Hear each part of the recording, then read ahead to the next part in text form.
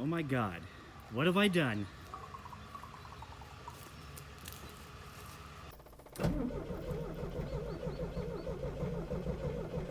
Welcome to Dirt, Sweat, and Gears, and I am a stupid person.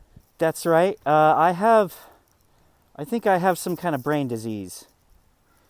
Yeah.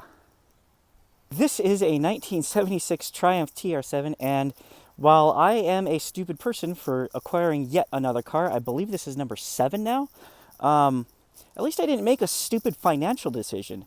This car was free, or at least almost free.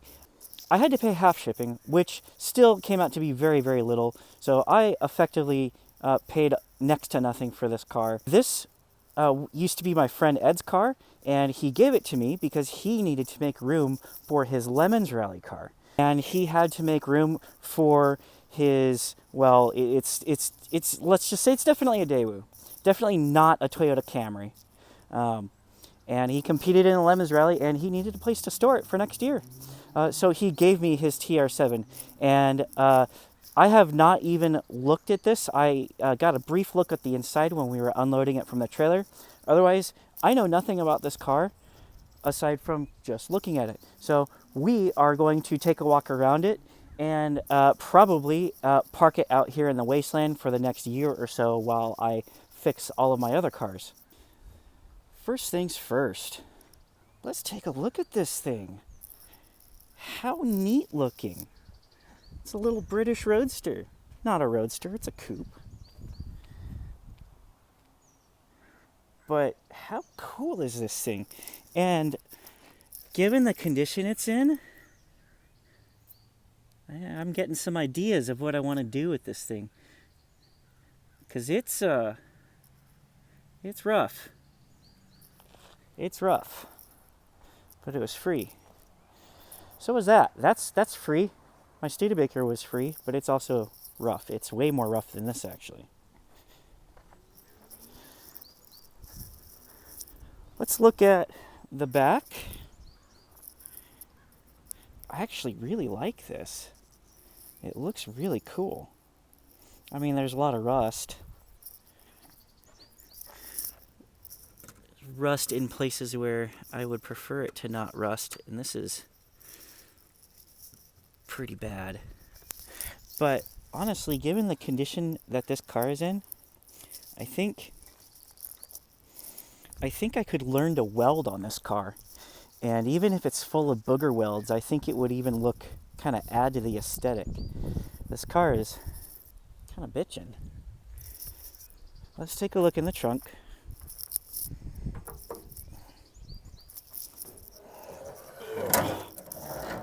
That was a trunk lid. That was probably the heaviest trunk lid I've ever lifted. Okay, so we got door cards. Sweet, we got door cards. And speakers in the door cards.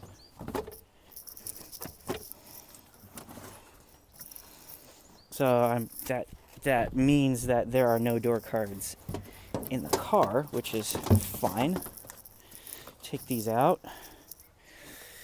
We have a transmission. There is a transmission in this car. So this must be some kind of different gearing or something. I forgot what he said about it. Some odds and ends. Looks like an oil pan with mirrors. This appears to be a Prelude part. This looks like a third generation Prelude idle control thing. This is also definitely a Prelude part. Ed has filled his TR7 with Prelude parts to get back at me. I think I sent him Prelude parts at some point too. Without taking out the transmission and the spare tire, I'm not going to deal with that right now. Let's take a look at the rust. The rust, oh, it's not terrible, but it's also not wonderful. I don't like what I see down here. Some of this is going to get cut up, probably. This is going to be a custom car, that's for damn sure. Just from looking at all the repairs that need to be made. Let's put the door cards back in here for now.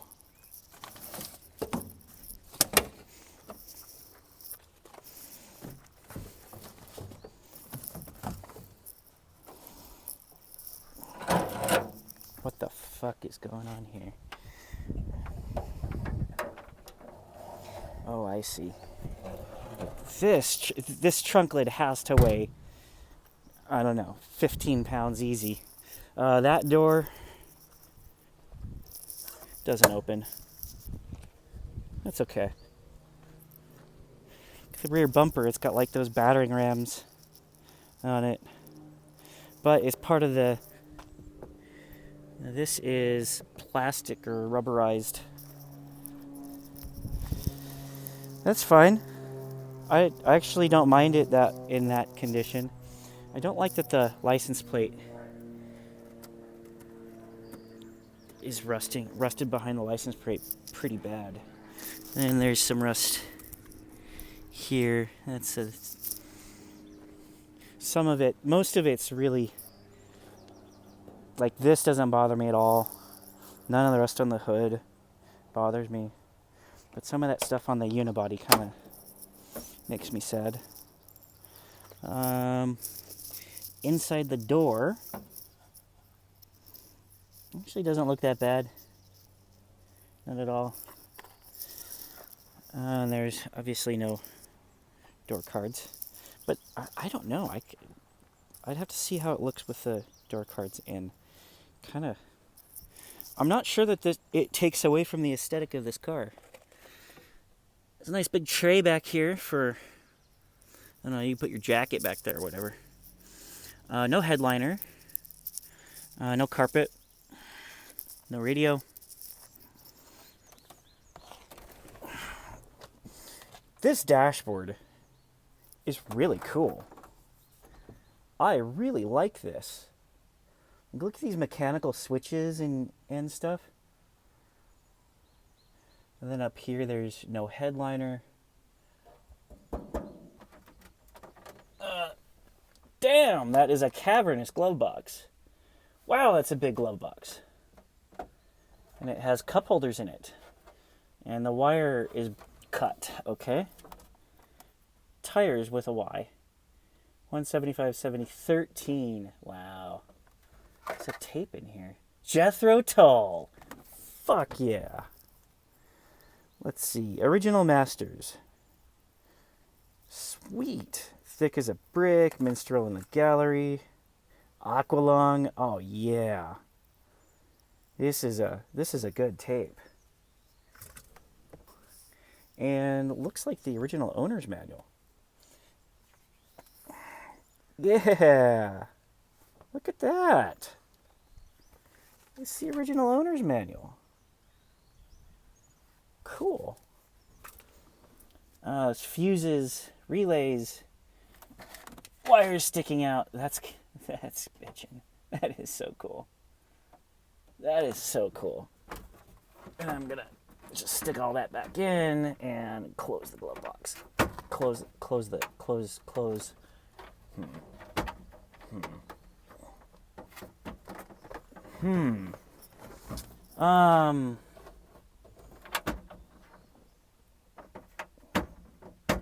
I don't want to slam it because it's British, which means it'll...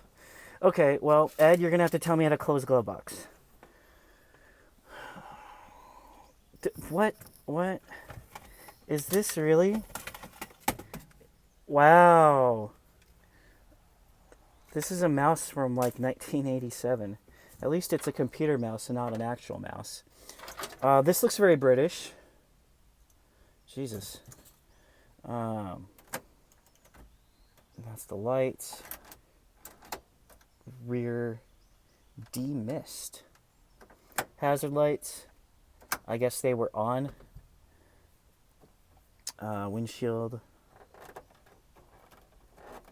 Oh, this stock. Okay. And then the turn signal stock is really flimsy. What? And then this is the horn to push it in.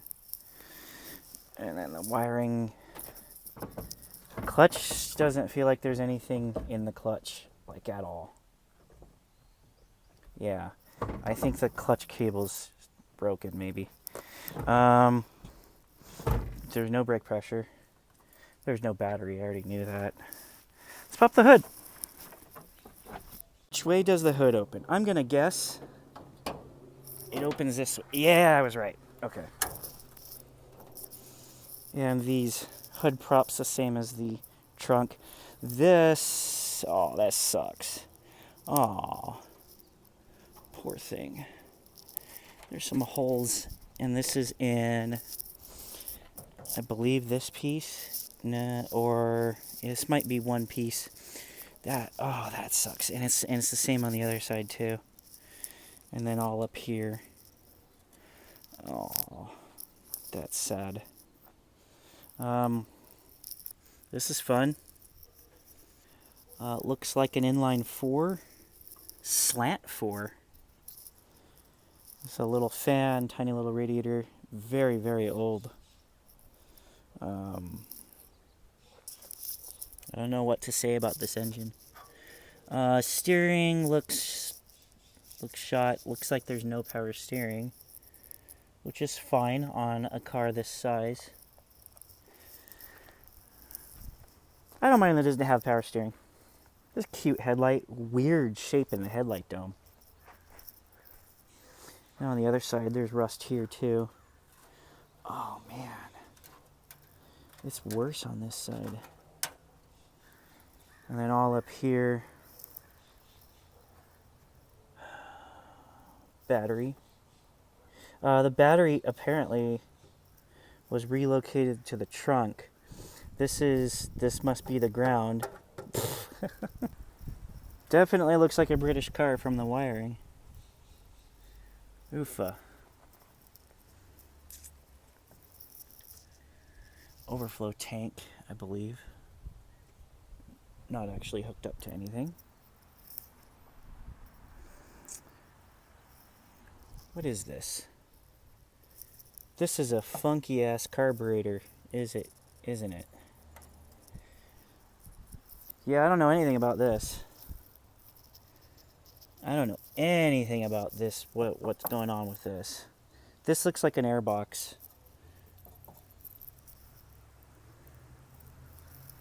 Oil filter down there. And then the rust up here doesn't look too bad. It's just up there, it looks really bad. I can't open this door. There's really not much to this car. It's the, I believe this is the gas.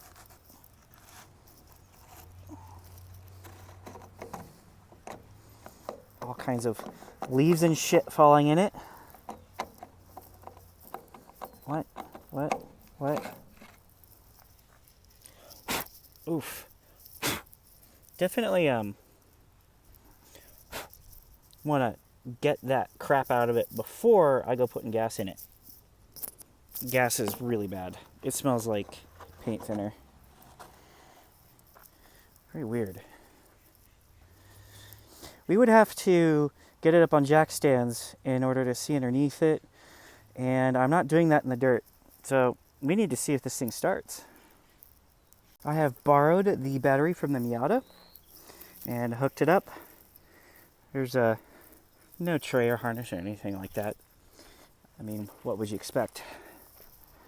Let's see if this thing starts. It has gas in it.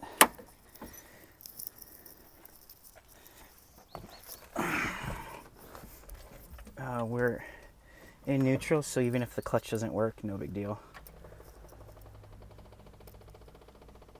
What is that?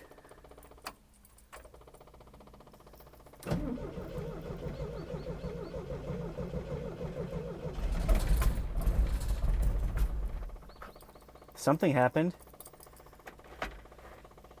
Tried to pull a choke and the whole dash came off. Air conditioning. Hold on.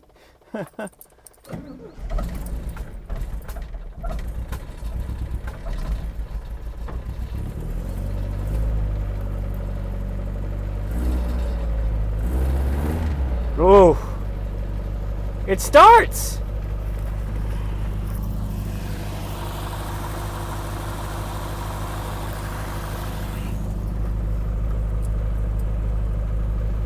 It starts!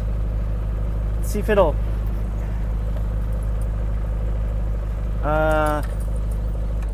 I'm not sure I trust this, what's going on with this clutch. So let's just start it again in gear. And if it lurches forward, I know what's happening. Yep. I broke the clutch. Okay. So when I pulled it off the trailer, I went to put the clutch in, and I heard a pop. So I think that means... And so when I put the clutch in and put it in gear and tried to start it, the car moved forward, which means I broke the clutch. I don't know what that noise is, so I'm going to turn this off before I start a fire. Oh, wow. Let's start it one more time, just for fun. Neutral.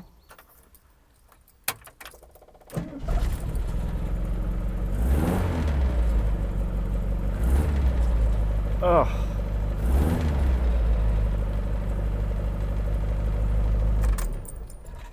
Oh, this car is everything I thought it was going to be.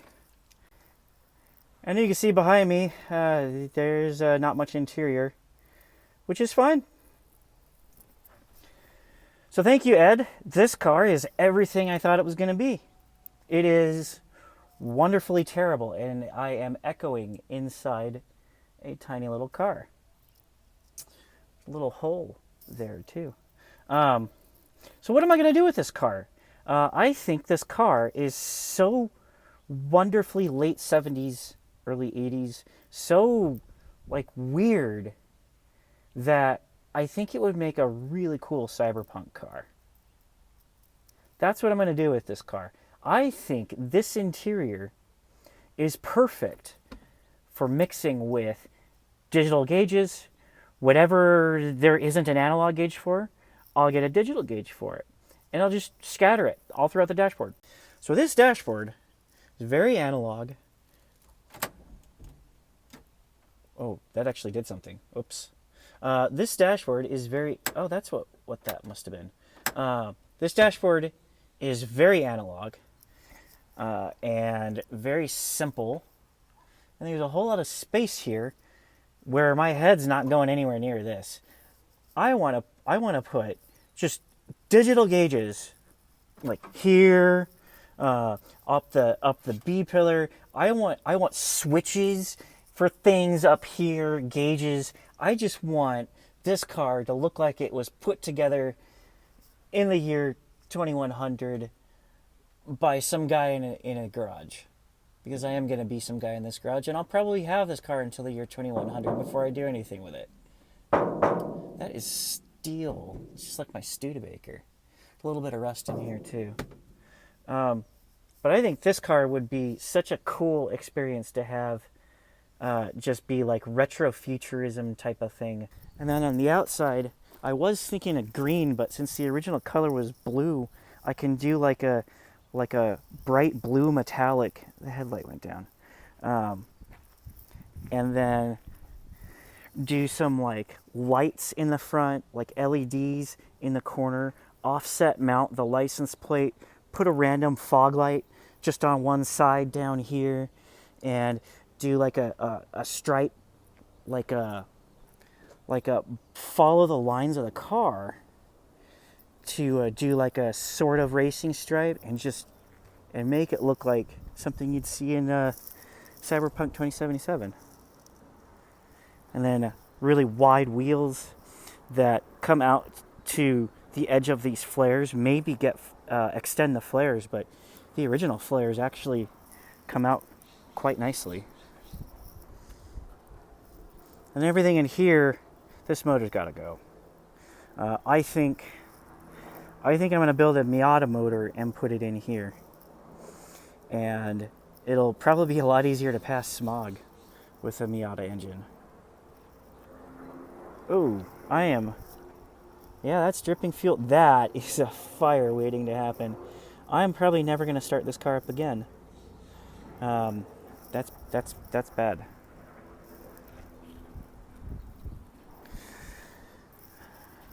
Off on the sides here, look, even in the roof has a nice little line that I can put a different color other than the main body color right here. And I'm going to use this black as like an accent color and kind of follow the lines of the original car. They just look really, really cool. So I have no idea when I'm actually going to start working on this project. I have to get this thing moved out farther into the wasteland and then put a tarp on it so that it can survive at least 1 year out here. I don't want it to rust any worse than it has, so I'm gonna just try to protect it as good as I can until I can actually get in the garage and start working on it. But I've got other projects to finish. I gotta finish this Miata, I gotta do some work on the Maverick, and then I can get to this car. Thanks for watching.